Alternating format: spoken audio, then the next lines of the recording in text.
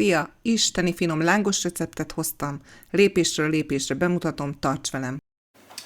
Ígértem nektek a lángos receptet, na most ez fog következni. 1 kg lisztről szoktam csinálni, akkor 9 vagy 10 darab lesz, attól függ, hogy mekkorára készítem, tehát elég nagyobb.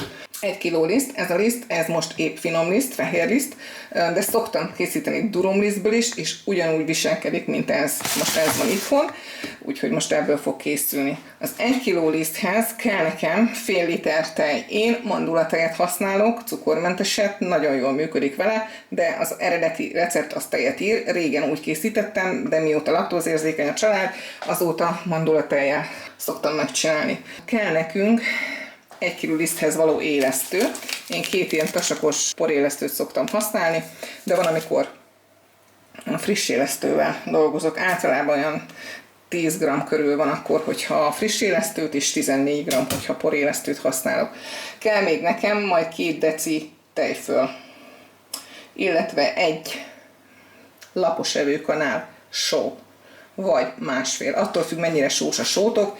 Ebből a normál fehér sóból, ebből elég 1 evőkanál, de viszont a Himalája rózsaszín sóból másfél kell, mert az nem annyira sós só. És ennyi, semmi más nem kell hozzá. Punktum, kezdjünk neki. Először is meg kell angyosítani a fél liter mandulatejemet, és ebbe fogom majd az élesztőt feloldani. Én átöntöm egy ilyenben, mert szerintem a mikróm ez nem bírná ezt a műanyagot. Úgyhogy meglangyosítom, mert sajnos hűtőhideg. Meglangyosítottam a mandulatejet, most fogom belerakni az élesztőt. Tudom, hogy a porélesztőt azt mondják, hogy hozzá kell keverni, próbáltam, úgyis nekem a szemcsék úgy egyben maradnak, úgyhogy én mindig így szoktam, hogy a langyos növényi tejbe beleteszem a élesztőt. Friss élesztő még jobb lenne, de abból dolgozunk, amink van.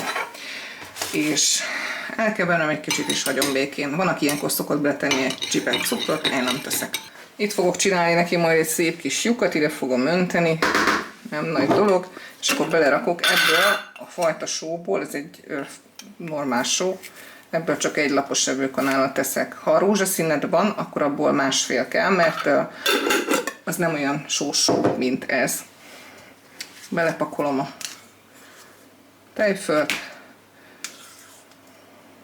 Így.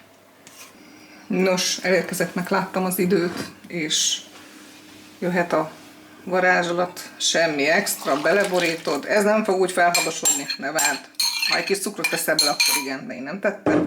Úgyhogy ezt így először így kézzel, lábbal, kanállal egy kicsit eldolgozom, és utána pedig ráúszítom az uramat, hogy jó kis kezeivel, ő olyan jól meg tudja gyúrni nekem, ő fogja összegyúrni. Akkor összegyúrod, kész, ennyi az egész. Jó alaposan. Hogyha van ilyen dagasztógépféléd, vagy mit, amivel így lehet gyúrmázni, akkor avval meg még könnyebb. Olyan jó izomerő kell ehhez, és neki több van, mint nekem. Ez ilyen alkar és felkar elősítő feladat. 5 perccel később vagyunk, már bikaláncot is lekezdtem a kezéről, mert már az is tiszta tészta volt, de nem baj az. Ez tényleg legalább egy jó 5 percig kell így nagasztani, tehát annak jó, akinek van olyan kütyüje, nekem nincs, de van férjem, úgyhogy erős is. Én vagyok a kütyű. Te vagy a kütyű. Én vagyok a kütyű. Úgyhogy a kütyűt megkérjük, hogy most már szerintem fejezze be, mert most már jó lesz. Jó lesz már? Nagyon jó lesz, most már csináljuk tovább. Jó. Most csinálom tovább. Na, lett egy ilyen jó kis, jó kis tésztád. Ezután elő szoktam venni egy ilyen nyújtólapot, én nagyon picit megvisztezem, nem feltétlenül muszáj, attól függ, mennyire ragad a tésztád. Na és akkor én ezt nem szoktam hagyni, volt olyan, hogy hagytam benne és úgy keresztettem, de sokkal szebb és nagyobb, hogyha már kigombócozod ilyenkor, mikor összeállítottad a tésztát, nem kell várni vele, amikor ez így megvan, akkor csinálsz belőle egy ilyen kígyót, egy kövér kígyót, mint a kenyeret formáznál. Kb. Próbáld meg olyan egységesen, ha akarod, ha nem akarod, akkor lesz kisebb is, nagyobb is, és akkor ezt fogjuk felszevetelni akárhányra. Nincsen ilyen szeletelőm, úgyhogy én vajazókéssel vágom, hogy ne vágjam szét ezt és akkor csinálok belőle egy ilyen kis bucinodlit. Így ide leteszem szépen. Ha nagyobbakat akarsz, akkor ezt vastagabbra, és akkor semmi extra nem formázgatunk, csak így pakoljuk ide őket szépen kelegetni. Rajtad múlik, mennyi lesz a 1 kilóból teljesen. És így fogom keleszteni. Tehát ők így fognak megkelni. Nekem itt szépen. Egy olyan, hát most ha bent fűtés van, akkor egy olyan 40 perc elég.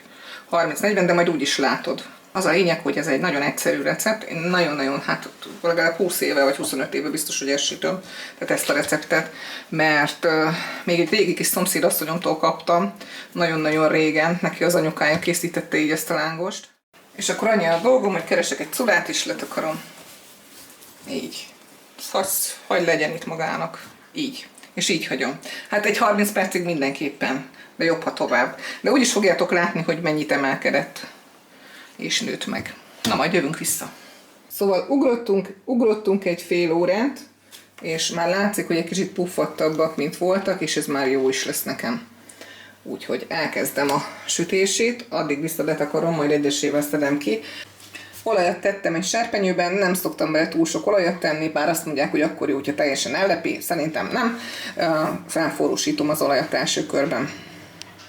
Még azt szerettem volna elmondani, hogy szoktam készíteni kókuszsírba is, abban sokkal jobb, mert nem veszi fel egyáltalán az olajat, nem lesz olajos a lángos. Tehát nagyon finom lesz, de nem lesz csöpögő olajtól tele. De amúgy is, hogy ezt elkerüljem, én úgy szoktam, hogy egy ilyen papírtőlőre szedem ki, és amint ki van szedve, egyből áttapogatom a tetejét olajjal, és akkor félrelököm azt a papírtőlőt, és akkor a következőt szintén ugyanígy járok el. Tehát kókuszsírba, hogyha csináljátok, akkor nem lesz olyan olajos. Meg így sem, hogyha letapogatjátok róla az olajat. Kiválasztunk egy paciánst. Én úgy szoktam, hogy én ököllel nyomok bele egy ilyen kis mélyedést, tehát nem annyira, hogy átszakadjon, és akkor így szoktam egy kicsit így széthúzgatom. Húzogatom. Mivel ez a tészta nagyon jó állagú, ezért nyugodtan húzogathatod. Akkorára, mekkorára akarod. Ha túl vékonyra, akkor túl vékony lesz a tésztád. És akkor a forró olajba belerakjuk. És megsütjük. Ha vastagabbra, vagy hogyha nagyobb gombotokat csinálunk, akkor még nagyobbakat tudunk. A vastagság az rajtad múlik, hogy mennyire vastagra, vagy mennyire húzod szét a tésztát. Hogyha vastagabb, tömörebbeket szeretnél, akkor nem kell annyira. Tehát ez logikus, tudjátok ti ezt. Lényeg, hogy forró legyen az olaj, hogy minél kevesebb olajat szívjon magába. És akkor megfordíthatod bármivel, amivel akarod. Én ilyen csipesszel szoktam, nekem ebben sokkal kényelmesebb, nem döfködöm halálra szegény.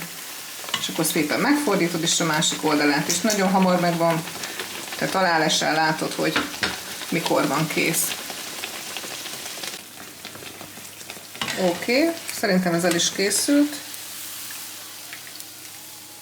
Gyorsan ide teszem, és akkor úgy szoktam, hogy gyorsan egy kicsit így megnyomkodom ebből meg rátuszkolom addig, amíg az olajat szívja fel, amíg a következőt elkészítem. Tehát ugyanúgy ököllel belenyomok egy nagyon picit, azért elukadjon szét, és akkor elkezdem széthúzgálni olyan magasságúra, vagy olyan nagyságúra, amekkorára szeretném. Vékonyabbat, vastagabbat, kisebbet, nagyobbat.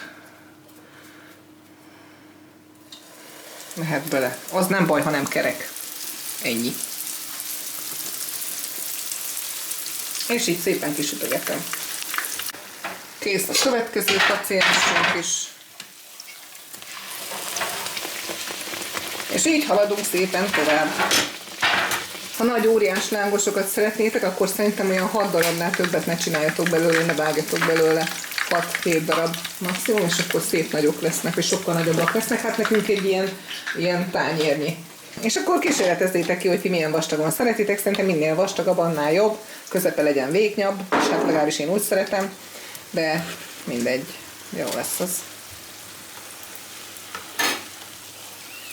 Ezt az olajat leszoktam szűrni, és akkor gyűjtöm egy üvegbe, és van egy üvegem, amiben majd fogom tenni, és újra tudom használni lángos sütéshez. Nem szeretem máshoz, mert ugye azért ezt az ízt érezni majd az olajon, de lesz majd még lángos sütés, elég sűrűn van.